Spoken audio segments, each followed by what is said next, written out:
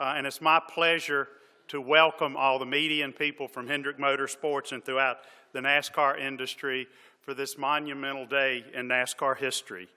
It is entirely a historic occasion as one of our greatest ever begins the process of stepping away from full-time competition. I'm not one to say the greatest ever in any sport, whether we're talking about Babe Ruth or Hank Aaron, Bill Russell, Kareem Abdul-Jabbar, or Michael Jordan. But I believe people like that are among the benchmarks to which future generations aspire to be. And while I won't enter into the debate of who the greatest of all time is in NASCAR, I would suggest that we would be hard-pressed to find anyone in the industry that's knowledgeable about NASCAR who wouldn't put Jimmie Johnson on NASCAR's Mount Rushmore of drivers. In fact, the debate might be, who's the fourth? But for all of Jimmie's accomplishments in NASCAR, I think the impact that he has made and his legacy, in my opinion, will be just as much for what he has done off the track as what he has done for the sport, as well as what he has done in the sport. And perhaps most notably, his class, his character, and the respect for all and respect that others have for him, and the respect that he has exhibited, win or lose, in good times and bad. And on top of that, he's an incredible father and devoted husband, which I'm confident we've all witnessed over the years. I've said numerous times how much I appreciate that Jimmie treats each of us the same today as we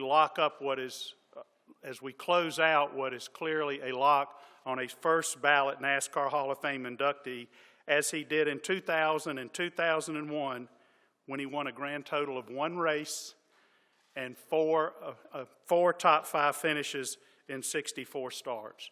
To me, that is character, that is class.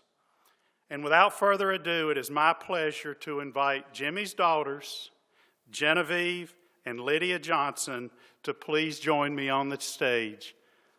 Girls, please join us.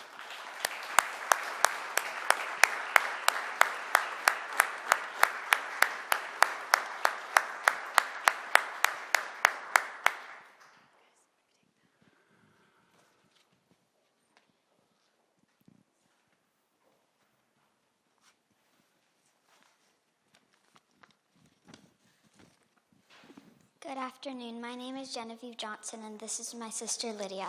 On behalf of our entire family, we would like to thank you for all being here. Today is a very special announcement. We would like to ask Mr. Hendrick, owner of Hendrick Motorsports and the driver of the number 48 Ally Chevrolet, 7-time champion, NASCAR champion, our dad, Jimmie Johnson, to please join us on the stage. Thank you.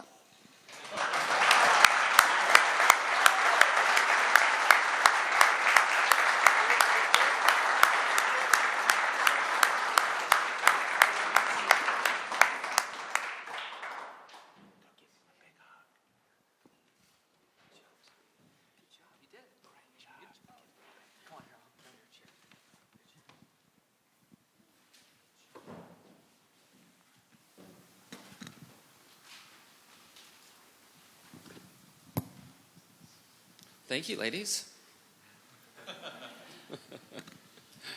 That might say it all about what we were talking about. And as you might imagine, that's how Jimmie wanted it. Family has always been at the top of the list. And while I'm tempted to ask certain questions about this process, I think I'm more interested in what happened when you told the girls. What was their reaction? What did they say? Yesterday, we were having breakfast, and I've shown the girls the video that we pushed out on social media. And breakfast is a very important part of the day and a very focal point for my kids. And Lydia was midway through her pancakes when I started the video, and could not really be bothered by the video and wanted me to pass the butter. So your retirement announcement was trumped by butter. It was, and she is a big fan of butter. And the press conference was just trumped by what? Makeup? Makeup, yes. So the makeup that we put on occasionally, Winston doesn't need it. He looks so good. But Lydia, they opened up the makeup bag upstairs, and Lydia's eyes about popped out of her head. Her eyes got this big. So we know where her focus is. What Genevieve say? She's been processing it. She just wants Dad to be happy, and it's been an exciting couple of days. And I'm so proud of you for coming up here and speaking, Evie. I know that was tough. So what have the last few days been like since all this has come to fruition? You know, it's been interesting because I've worked through my headspace, and then came to see Rick and spent some time with Jeff. And that's all 3 weeks to a month ago, if not a little longer. And I'm a little further down the road, and so excited to be where I am today, and be in this press conference today, and to tell everyone what my plans are. So I'm very excited, and just ready to get 2020 started. So the process has been interesting. Telling friends, telling my team yesterday to sit the team down. People that have worked on the 48 from the beginning. That was probably one of the harder moments, I think, that I had. Cliff and I went to dinner the other night. I'm not sure he completely thought it was coming out of left field, but I did catch his attention when I mentioned it to him. But I don't know, it's been an interesting process, and a day that you can never really plan for. But it's here, and I'm just thankful to be with family and friends, and this man right here, and all that he's done for my life. And we're going to have a good time. Think back over the past 24, 26 hours, the reaction from the industry, from the fans. I know what I scrolled through, especially last night and this morning. What's your reaction been to that? What stood out in your mind? It's been amazing. When I look back on the years I've had so far in NASCAR, I fall back to the experiences and the people. Those are the memories that come to mind, not holding a trophy in victory lane or on the stage in Las Vegas, as we did so many times. It's the people. So to see some of my peers and their remarks, to have phone calls and connect with those people, text messages, whatever it may be, that part's really filled my heart full, and I'm thankful for that. Okay, Mr. H, we'll talk about today in a little bit, but I've got to go back to 2000, 2001. Yeah, I knew Jimmie's career in the Busch Series was not stellar. Did you really know who I was in the Busch Series? Absolutely. Until Watkins Glen? Yes, I did. I actually did. But that being said, when I went back and looked at the numbers, what did Jeff say to you to convince you that Jimmie Johnson was the guy to put in another Hendrick Motorsports car? I think he said, we don't have a sponsor, and I'm up for it if you are. And so I thought that was a pretty darn good commitment there. No, Jimmie was a good friend of my son Ricky, and Ricky told me he was going to be a champion. And the only time I've waited 3 or 4 hours to go home from a race was the night that Ricky invited Jimmie to ride home with us. And on the third lap, Ricky's alternator went out. So in St. Louis, I waited 3 hours. I couldn't believe it. Ricky ran in the transporter after the race was over and said, "Hey, man, Mom and Dad are waiting for us at the plane. Let's go." I'm like, what are you doing here? You should be gone. Did Jeff ever tell you what you did on the racetrack that impressed him? We've talked some about it, but I know what I did in Michigan to catch his attention. I mean, my heroes in front of me were in the closing laps of the race, and I made a heavy commitment to try to pass him on the last lap, and I did. And luckily, I didn't clean us both out in the process, but because my career could have gone in a totally different direction. I think that's the only time you've ever really said, "Hey, man, that guy's unbelievable." Because he was so amazed with his car control. So there's a consistent theme there. He was going to bust his tail at Atlanta, and he was willing to go out over his skis, perhaps. So fast forward to today, Mr. H. What was, in the last few weeks, I think Jimmie told you about 3 weeks ago that this was the direction he was going. Tell us a little bit about that discussion, that process, and your thoughts about that. Shock. Every time one of these drivers call me and want to come to my house, I know that's not a good situation. So But and Jimmie and I talked, and you know, I can think of a lot of stories about you, Mr. Gordon. Told you might need a microphone. But no, everybody knows Jimmie.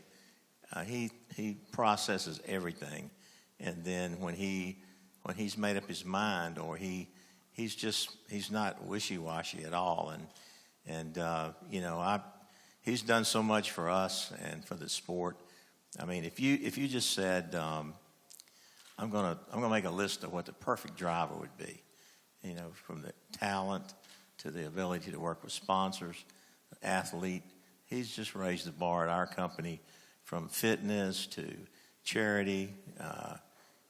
You know, it's unbelievable how perfect he is. And so I wanted, whatever he wanted, I wanted for him. And I wanted it to be like, I told him back this year, I said, you don't have to, we're not on the clock. You tell me what you want to do, and we'll make it work. And so I thought he deserved that from our company. And I knew the day would come one day, but I should be the one retiring, not you. So, no, it was. I'm happy for him, because I want to see what the next chapter is, and he set the foundation and a benchmark for us at this company that we'll always, strive to get there. And he's not going to. He's going to be a buddy and a friend, and we're going to do things together. And we've been partners in business. So this chapter is going on, but he's just an unbelievable person and an unbelievable friend. So he's not just a driver to me; he's family. You mentioned what he means to you personally, what he's meant to Hendrick Motorsports. How would you put into context what he has meant to the sport of NASCAR? Well, you know, when you're a voted athlete of the year, and you run marathons and triathlons, and I'm not sure I could have ever gotten, and probably people don't know this, but get drivers to want to get together and debrief.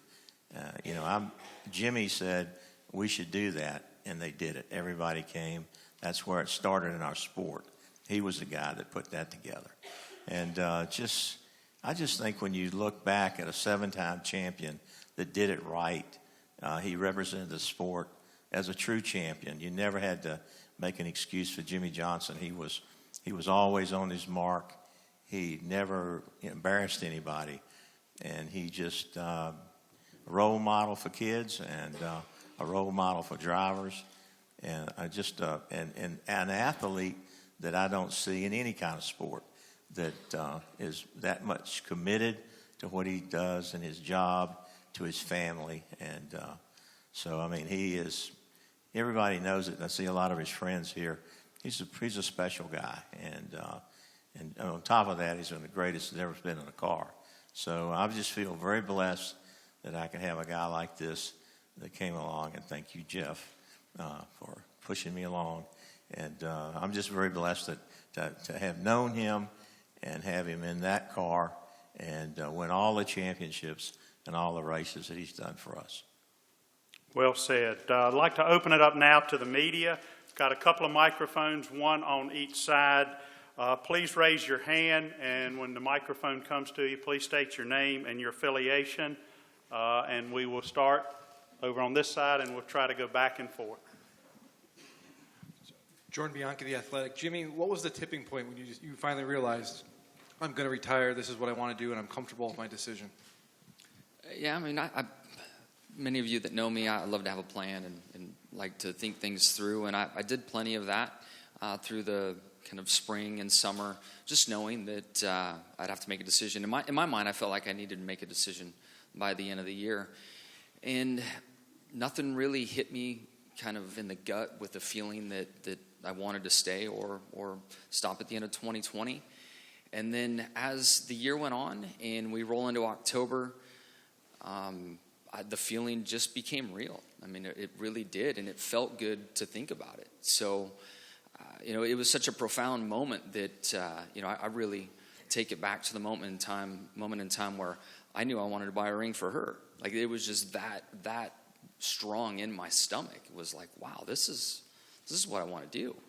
So I, of course, talked to Shani about it, and then, some time kind of goes on there, and then I speak to Rick and Jeff and just kind of think it through a bit more. And I feel very, very good about my decision, and it's time, and it showed up. And I feel so fortunate that it showed up to me in that way.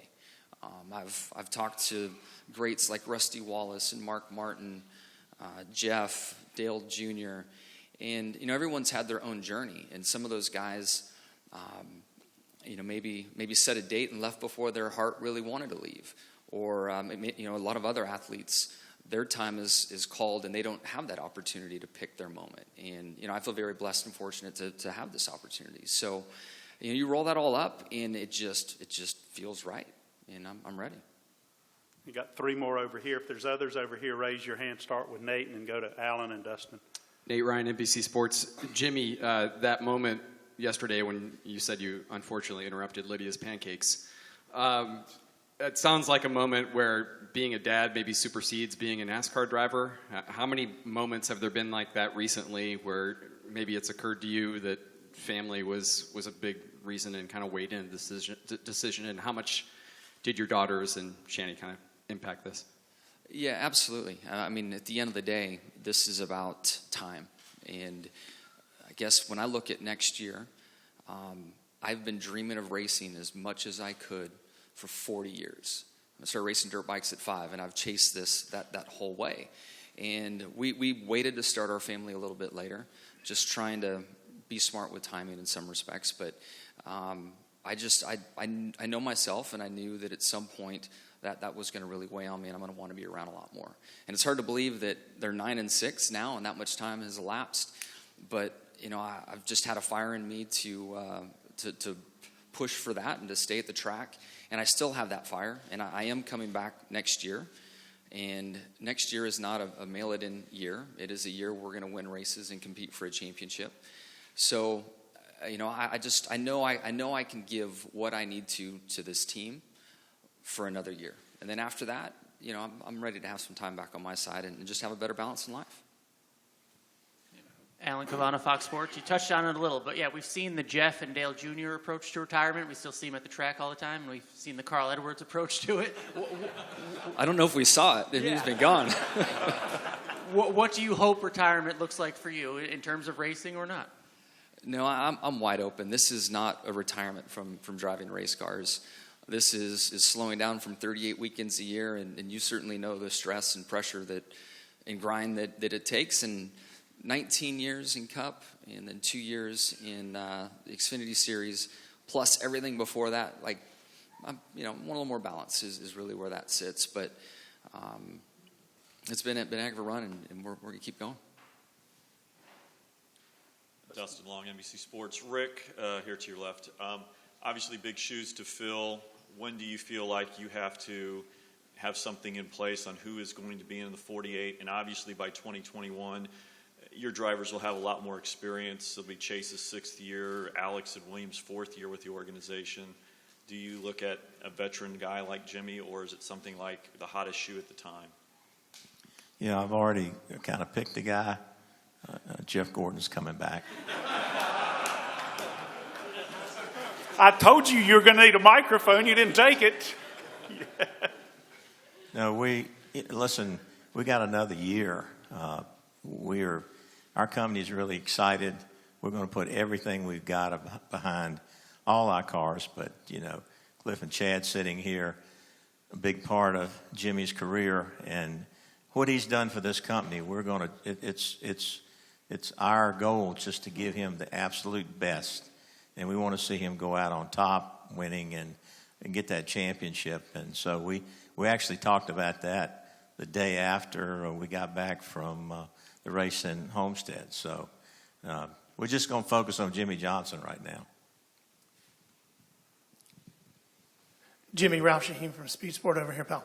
Obviously, you're still a very young man, and you haven't lost any of your speed behind the wheel. The wording on the press release was retiring from full-time NASCAR competition. Are there other events out there that as you look at your schedule, you say, if I am to do a one-off here or there, these are some events I'm, as a racer, very interested in possibly pursuing?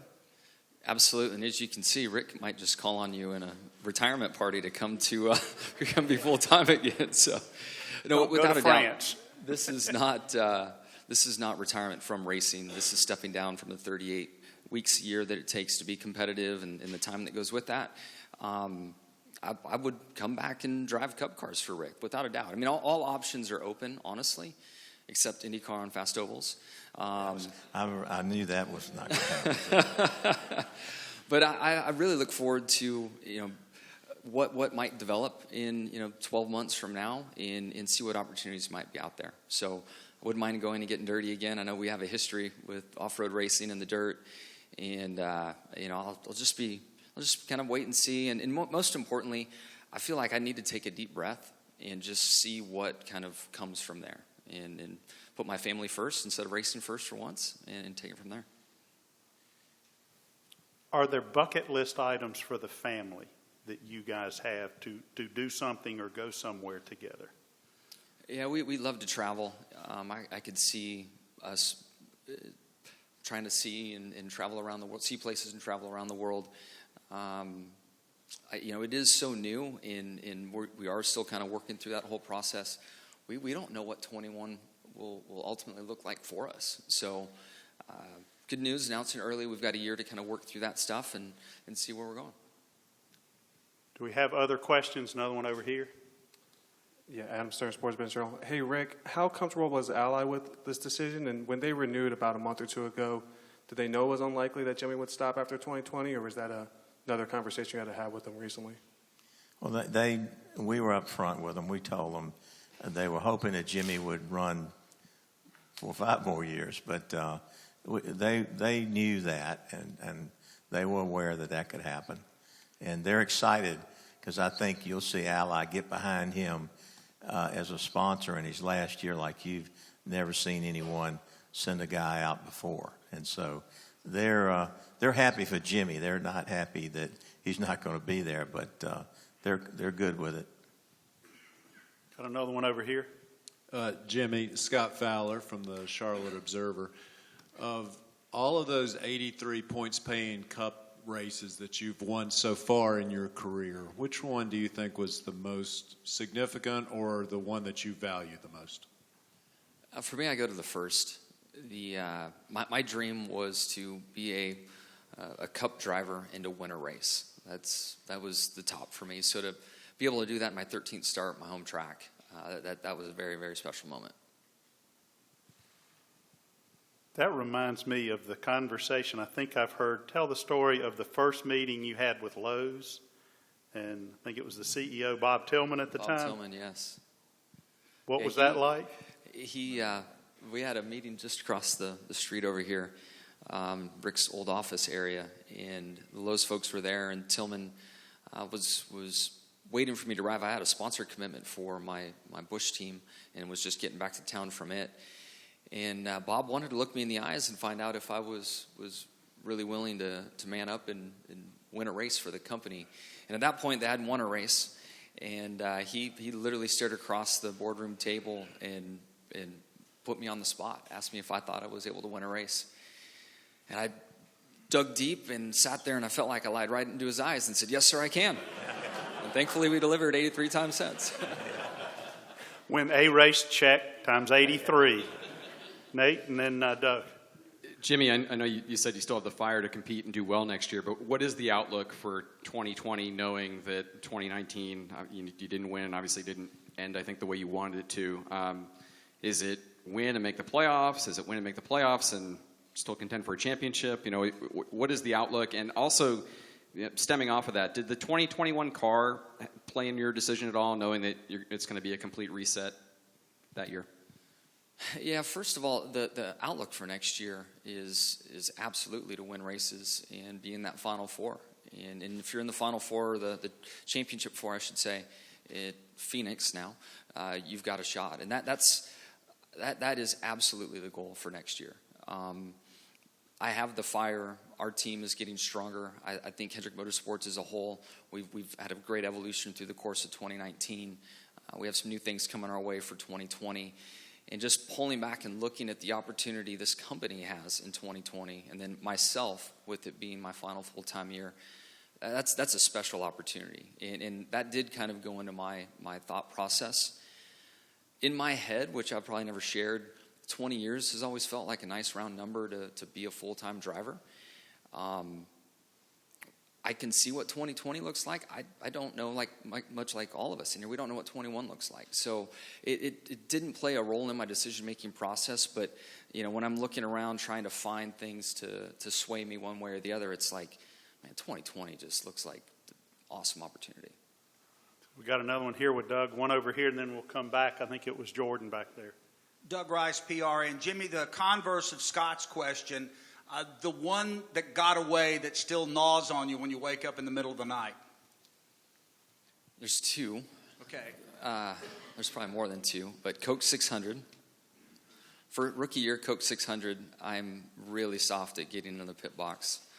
We lead 500 miles of that thing, Chad? 500 plus. And he's like, come on, buddy, get in the pit box harder. We got to get it in here. I slide through the box, come out in third or fourth, and work my way back to second and left that one on the table. So that one I definitely remember. We need he two didn't microphones encourage me up to get here. in the box for years after that. He's like, hey, you just take your time. Come on in at your own pace. One other one is, and I still today swear that I should have 12 wins at Dover. Juan Pablo spun the tires on a restart and bailed and made me look bad, and I beat him to the start-finish line and got called on it. So that's another one that comes to mind. There's Mike Helton. There he is. You can protest. Mike, thought you were going to get away on this one. I think we had another one over here. It's Seth Egger kicking the tires. I actually have two questions, one for Jimmie and one for Rick. Jimmie, is there a specific track that you're going to miss going to? Man, I really do enjoy racing at all of them. I mean, I think it took me a little while to fall in love with the road courses, which is kind of odd with my background, but I really enjoy going there. Dover is always going to have a special place in my heart, but I don't, and it's so new, so I'm not sure what I'm going to miss, but first blush at it, there's nothing that I'm eager to get away from. I'm excited to go back and see these places, race at these places, see my fans, maybe my last Daytona 500. Some of these moments that are going to be out there are going to be really special, so my head's much more in that space. And for Rick, of his 83 wins, which one stands out to you the most? I think the first one. I think that's always the one that breaks the ice. And I was standing with Tillman in your pits when you slid through the box. That was. I think it's the first one. You think about the championship, you think about Daytona, you think about Indy. I mean, you had so many wins, but the celebration when you win your first one, I think that's the one.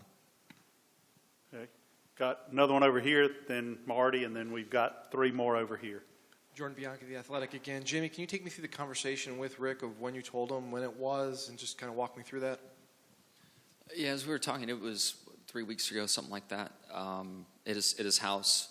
And on a funny note, I did mention to him, I think twice, maybe 3 times, that 2020 was going to be my last year, and he never reacted. And then the 4th time, he said, I guess you're serious about this, aren't you? Yeah. I was waiting for something else beyond that, Marty? Howdy, boys. This is for both of you guys. That was the piece of cake on the fork race, that 600, wasn't it? Several years ago, I can remember asking you after you won 6 what you hope your legacy is. And you said, I got a hell of a lot of racing left to do. Well, now you got 38 more. What do you hope is your legacy once you're done with this? And Rick, I want to know what you think his legacy is too. Yeah, legacy-wise, I feel that I'm a people person, and I've built a lot of extremely meaningful relationships in this industry, in this garage area.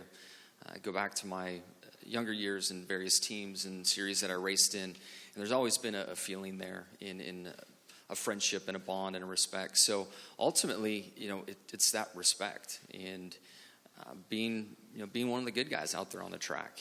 When I think back, it's my 18 years so far. my mind goes to those memories and to the people that I share those memories with, not standing holding a trophy somewhere, you know. So it's much more that headspace of being remembered than stats. You know, it's more that heartfelt thing than stats. Mr. H., your perspective? I think that the kind of person he is, everybody that looks at the stats, and he 7-time champion, 5 in a row. I don't think anybody will ever do that again. And but I think that how the respect he has from other athletes that aren't in our sport, other people that he friends with. But I think when you can do it and do it right and win like he did and set records that probably no one will ever break, and nobody can say anything bad about Jimmie Johnson, on the track, off the track.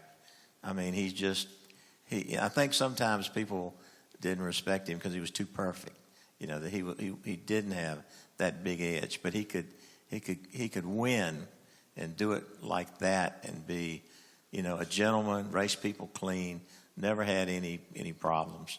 And so I think when history looks back at him, they'll say that this guy was, you know, an unbelievable athlete, father, you know, charities, and Shanny gives so much away. And I mean, I think in every box that you check in life, you know, what you do with kids, how you raise your family, and you're a champion. And you just, every sponsor that he's had, it's just, and have it too. But, you know, they love him to death. And so I just think it's the kind of, the stats speak for themselves, but people are going to remember the man, Jimmie Johnson. Well said. Deb? Deb Williams racing today. This is for Jimmie and Rick. You have 7 championships, and looking back over those 7, which one jumps out to you as the toughest, the one that you thought was going to slip through your fingers?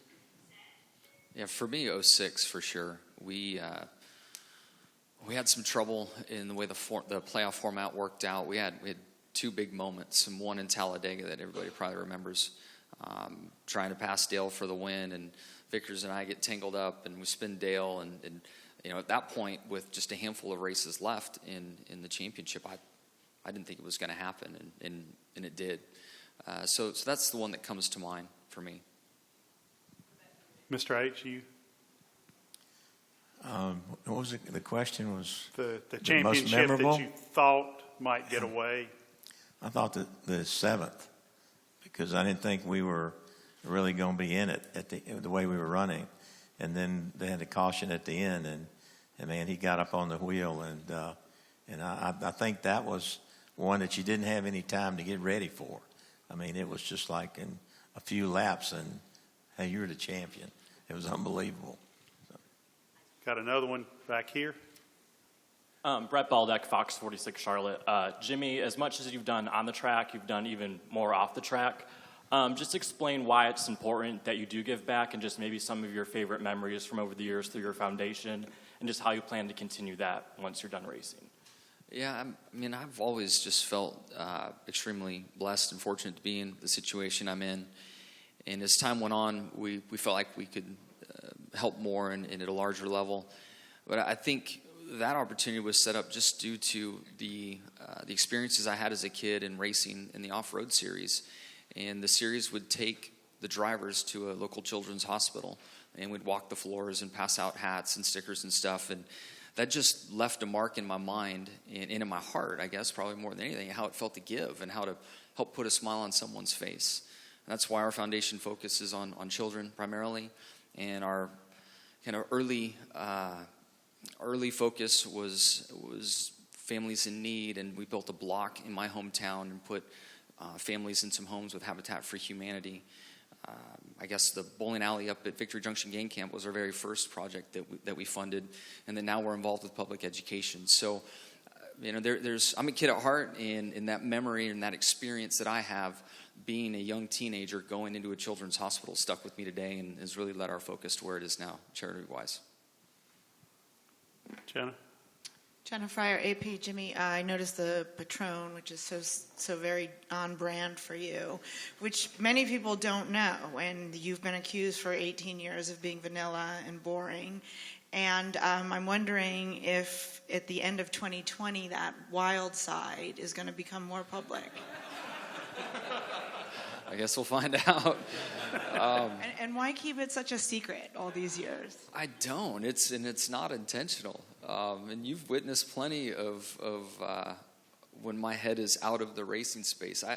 And I've said this all along. I'm not very smart. So when I come to the track, I got to try really hard, and that prevents me from being the person you see that's so carefree. Got another one over here. Alan. Alan Cavan, Fox Sports. For Rick, you've seen a lot of race car drivers, employed a lot of race car drivers. What do you think allowed Jimmie to be so successful for so long? I think his drive. I think his attention to detail, his work ethic, trying to prepare for the season. He's like a computer in the car. I've always, Chad was, the two of them were the dynamic duo. And I would listen on the radio as he would break the corner down into, like a tenth. And the way he could do that, running 200 miles an hour, was pretty remarkable. And I just think he wanted it so bad, and he was like in the car, out of the car, and I think the combination was unbelievable. And he's just, if he's going to run a marathon, he's going to be the best. Whatever he decides he wants to do, he wants to be the best. And he doesn't just say it; he does it. I mean, he prepares for it. So I think you just don't find a lot of people in life that are willing to make the sacrifice. And when they set a goal that they just absolutely will never yield from what it takes to get it done. Nate, and then back to Dustin. First, I just got one real quick, Jimmie. Now that you've put yourself on the free agent market to run IMSA and IndyCar street and road courses, have you made any inroads on that at all? Have you talked to any teams? No, I haven't talked to anybody. Okay, just had to confirm. But I saw them all pinging me on social media, like, "Hey, Dibs, come race here." So even the World of Outlaws sent me a tweet. You have any preference on team or series you want to go first? No, nothing now. Haven't thought about it. And then, how much did 2019 and the struggles this year impact this decision? How much of an influence was the performance not being there as it had been in the past? I mean, truthfully, it's had very little implication on me making the decision. There's been a feeling I've been waiting for in getting older and later in my career. I've just been aware of it, and I've been waiting for that feeling to show up. And I didn't know when, and I didn't know why, but it did. And in my heart of hearts, it was not because of the struggles of the last couple of years. Life's a journey, as we all know. Motorsports is a ruthless sport, and it doesn't matter who you are. It can eat you up and spit you out the other side. And I feel so fortunate that I had just this magical moment for so many years, and in 5 in a row, the 7 championships that we had.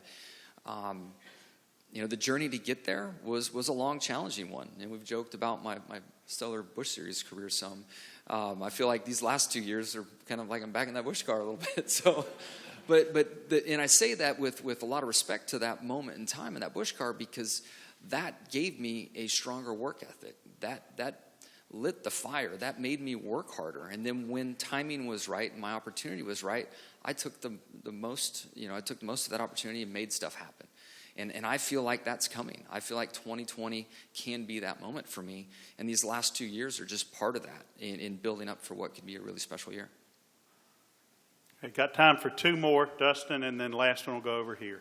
Dustin Long, NBC Sports. I have one for Rick and one for Jimmie. And first for Rick, throughout your years of racing, you've known and seen Richard Petty and Dale Earnhardt race. And I'm curious, what is one quality or element about Dale and one quality and element about Richard that you see in Jimmie? Not that they're all the same people, but what's one thing that you see out of Dale that you see in Jimmie, and one you see out of Richard that you see in Jimmie? Golly, I didn't see Richard race that much in his prime, but he was good everywhere, and Jimmie's been that way. Dale's a different driver than Jimmie. Jimmie has been more of a finesse driver. And I've always been amazed to watch him at a place like California, where he talks about drifting into the corner at 220 and letting the car slide up to the wall, and he's a half a second quicker than everybody else. And I think Dale was an intimidator, and Dale could figure out how to get to the end of a race and be in a chance to win it in every race. And Richard, I mean, I would like to have seen them all run together at their prime, but I think there are three different kinds of drivers looking back and remembering the talent that all of them had. But I think Jimmie has been like a machine that could really dissect a car like I never saw before. So I don't know if I answered your question, but it'd be hard to compare because there are different styles and different eras, and then a bias ply tire and a radial tire. It's hard to compare. Yeah, I didn't know if there was anything on or off the track that you saw between the two of them. Well, I think Richard Petty's a great ambassador. I can't believe at his age he still does what he does for our sport. I mean, he's the king and will always be the king. And I think Dale had a tremendous amount of fans that I was amazed when he passed the reaction the world had. So both of those guys really, they are legendary, and they made a big mark in our sport. And I think Jimmie is going to be in that same category. I know he is because of his championships. And so sometimes after you retire, people really appreciate you more than when you're actually in the fight. So. And Jimmie, it's obviously the night before you made your first qualifying attempt at Charlotte, it was the accident with Blaze, and you've always honored him with having the little initials on the left front bumper of your car. Next year is the last year that will be on your car and go around. It's quite a tribute for almost 20 years to think that will be the last year to be honoring Blaze in that way. What does that mean when you think about all these things? Wow, just good memory. Man, I hadn't thought about it one bit. Clearly, he was a very special friend. And that night, and losing him, and just everything about it was crazy. And I guess that was in 2001, so it will be 20 full years when it's all said and done, because that next morning I came to drive my Xfinity car, and Blaze was very close with a lot of guys on my team, and one of the guys took a Sharpie and drew that on the left front of the car. And then he ended up coming to work at Hendrick for us and started with a Sharpie drawing that on every week, and then eventually we made a sticker that went on. So it's been on ever since that night. But it'll be a heck of a tribute, and thank you for bringing that up. I'm not sure I would have picked up on it anytime soon, and I'm still very close with his family, and we'll definitely find a way to have some moments about that, or around that. Thank you. Last one over here. Peter Strada, TSJ Sports. Jimmie, as you look forward to next season, you've seen teammates and several other drivers go through this retirement process in recent years. Is there one race or moment you're eagerly awaiting above others? I think the magnitude of maybe my last Daytona 500 is in the forefront of my mind, what that might be like. In my heart, I'm excited to go back to, I'm excited that I know what next year looks like, because California is early on the schedule, and to go back to my home track, I'm glad I have that answer, and we can go home and celebrate. Past that, I haven't really thought too much, but those two tracks come to mind. Final thoughts, Mr. H. We'll start with you. I don't know how to thank you, buddy, for being the champion and the leader and friend and everything you meant to this company, and given us all these championships and done some unbelievable things. And we'll always be grateful, and we'll always be appreciative. And I got your number. Jimmie? Thank you. I know you got my number, and I'm expecting it to ring. We're going to have a lot of fun, whatever it is. But I'm just so thankful to literally have chased a dream since I was a kid to race, and it's just thankful. Just very, very thankful. Thankful for the relationships that I've built in this sport. I don't know, my mind's running wild on me right now, and I'm trying not to cry. But just thank you. Well, we want to thank everybody from Jimmie's Facebook page, NASCAR.com, SiriusXM Channel 90 for listening. And I'd like to close with one thought that I think embodies that we've all had these experiences. So I'm leaving the hall last night after having talked to Jesse Essex about being a part of this today, and what did I reflect on with Jimmie. And I recall talking about the comparisons with Jimmie and Richard and Dale. Dale Inman has a quote in his video, or in Richard Petty's video in the Hall of Fame, that says, "What Richard did off the track impresses me a lot more than what he did on the track." And what he did on the track was pretty dang impressive. And I'm thinking about that and think that reminds me of Jimmie Johnson. The phone rings, I look down, I didn't recognize the number. And, you get so many robocalls, you don't tend to take them all. And I just said, "Hello, it's Jimmie Johnson, just calling to say thanks for coming today." He didn't need to do that. He could have done that today. And we chatted for a while. I think I heard the girls in the background. But he took the time to talk. He took the time to call. That's quintessential Jimmie Johnson, in my opinion. And it's not what he's done in the sport that I think, Marty, that we will remember him for. And what he's done in the sport has been dang impressive. But it's what he's done for the sport and the class and character that he and Channy have done it through their foundation, through the kids that they've touched. So on our behalf, thank you for letting us be a part of it. Thank you for being that same person and for setting that example for us and for kids.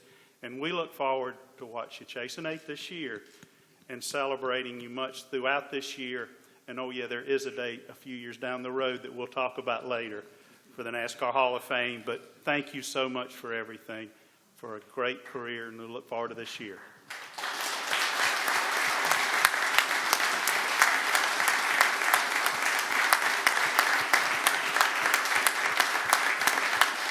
I appreciate it. I do. And my friends, thank you all for coming and being here today. My family, of course, NASCAR, the press, everybody in this room. I see a lot of very familiar faces, and I know some that couldn't make it, but just a sincere thank you. It's been so much fun. We still have a great year ahead of us to have a lot more fun, and I just appreciate all of you. Thank you. Thank you. And for the media, don't forget he left you a little gift.